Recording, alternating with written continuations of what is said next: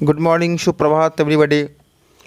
आज आपके अपने यूट्यूब चैनल हिंदी दर्पण पर आज मैं लेके आया हूँ सर्वनाम एवं सर्वनाम के भेदों को। तो आसान पर विश्वास है कि आपका ये पूरा वीडियो आपको अच्छा लगेगा, बेहतर लगेगा, और आप इस वीडियो को एक बार फिर से सब्सक्राइब, लाइक और कमेंट और शेयर ज़रूर करें और इस वीडियो को पूरी तरह से देखें। इसका सारा नोटबुक है ना, यानी लिखित और मौखिक रूप में आपको ये वीडियो आज मिलने वाला है।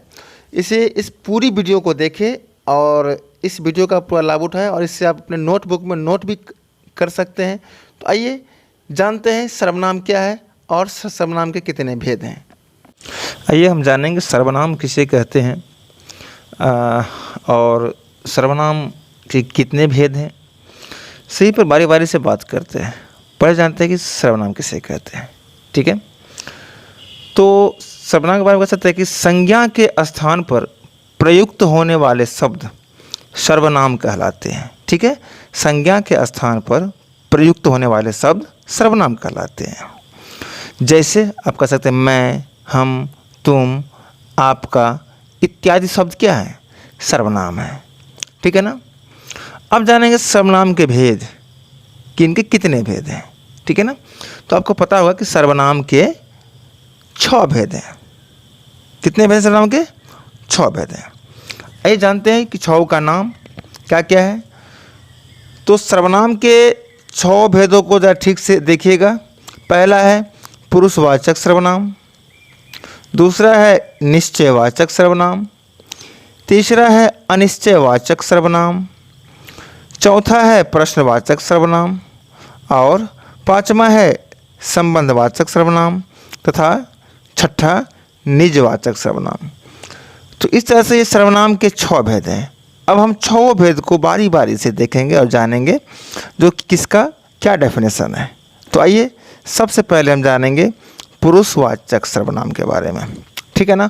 और आपको ये चीज़ मालूम होगा कि पुरुषवाचक के भी 3 भेद हैं, है ना।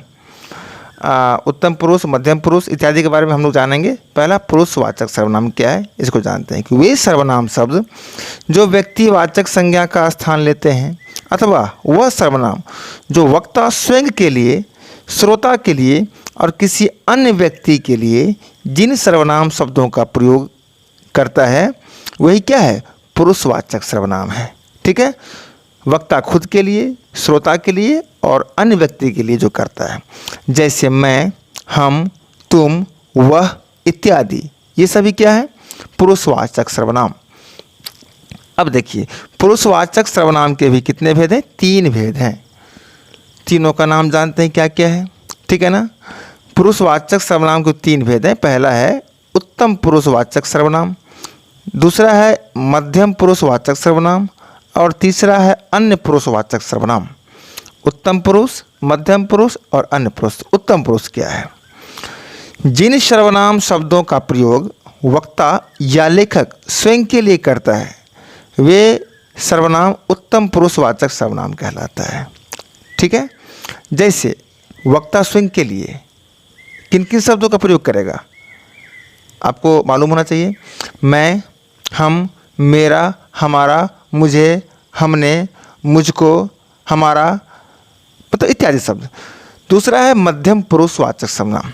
वक्ता या लेखक जिन सर्वनाम शब्दों का प्रयोग पाठक या श्रोता के लिए करता है वह सर्वनाम मध्यम पुरुषवाचक सर्वनाम कहलाता है, यानी सुनने वालों के लिए। जैसे तुम, आप, तेरा, आपका, तुम्हें इत्यादि शब्द का प्रयोग श्रोता के लिए क्या करते हैं? जो सामने से हमारा बात सुन रहा होता है। अगला है अन्य पुरुषवाचक सर्वनाम स। जिन सर्वनाम शब्दों का प्रयोग वक्ता या लेखक किसी अन्य व्यक्ति के लिए करता है वह सर्वनाम अन्य पुरुषवाचक सर्वनाम कहलाता है। जैसे वह, वे, उसे, उन्हें, उसका, उसकी, उसके इत्यादि, ये शब्द अन्य। अब है दूसरा है आपका निश्चयवाचक सर्वनाम। किसी निश्चित व्यक्ति, वस्तु, घटना या कर्म के लिए प्रयुक्त होने वाले सर्वनाम निश्चयवाचक सर्वनाम कहलाता है। निश्चित व्यक्ति, वस्तु के लिए, ध्यान रखिएगा। जैसे आप मान लीजिए बोलते हैं कि वह मेरा मकान है, यह शर्मा जी का घर है, कार है। तो यहाँ पर देखो यह वह मेरा कार है, निश्चित है वह मेरा कार है। यहाँ पर वह और यहाँ पर यह मेरा कार है। यह और वह क्या है, निश्चित परिमाण। अब है अनिश्चयवाचक सर्वनाम। किसी अनिश्चित व्यक्ति, वस्तु, घटना या व्यापार के लिए प्रयुक्त होने वाले सर्वनाम अनिश्चयवाचक सर्वनाम कहलाता है। इसमें निश्चित नहीं रहता है कि यह मेरा है या उसका है। जैसे मान लीजिए दरवाजे पर कोई खड़ा है, यहाँ पर कोई क्या है। जैसे मुझे कुछ काम है, यहाँ पर निश्चित नहीं क्या काम है। तो इसमें कोई और कुछ शब्द जो है वही क्या है, अनिश्चयवाचक सर्वनाम है। राइट। अब आपने जान लिया अनिश्चयवाचक। अब है प्रश्नवाचक सर्वनाम।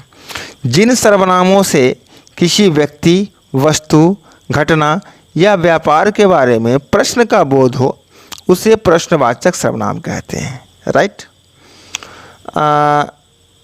जैसे मान लीजिए हम बोल सकते हैं इसे क्या हुआ, दिल्ली की राजधानी कहाँ है। तो क्या, कहाँ, कब, कैसे, क्यों इत्यादि शब्द क्या है, प्रश्नवाचक सर्वनाम है। ठीक है ना। कब, कैसे, क्यों, कहाँ इत्यादि क्या है, प्रश्नवाचक सर्वनाम है। अब पांचवा है संबंधवाचक सर्वनाम। जिन सर्वनाम शब्दों से दो भिन्न बातों का संबंध प्रकट होता है उसे संबंधवाचक सर्वनाम कहते हैं। दो भिन्न बातों का, जैसे आप कह सकते हो कि जैसा करोगे वैसा भरोगे। तो यहाँ पर जैसा वैसा, जो सोएगा सो खोएगा, जो और सो। देखो इसमें जैसा वैसा और जो सो क्या है, संबंधवाचक सर्वनाम है। ये दो वाक्यों को जोड़ रहा है, दो वाक्यों का संबंध स्पष्ट कर रहा है, इसीलिए। अब छठा है निजवाचक सर्वनाम। वक्ता या लेखक स्वयं के लिए जिन सर्वनाम शब्दों का प्रयोग करता है उन्हें निजवाचक सर्वनाम कहते हैं। स्वयं के लिए जिन शब्दों का प्रयोग करता हो वही क्या है, निजवाचक सर्वनाम है।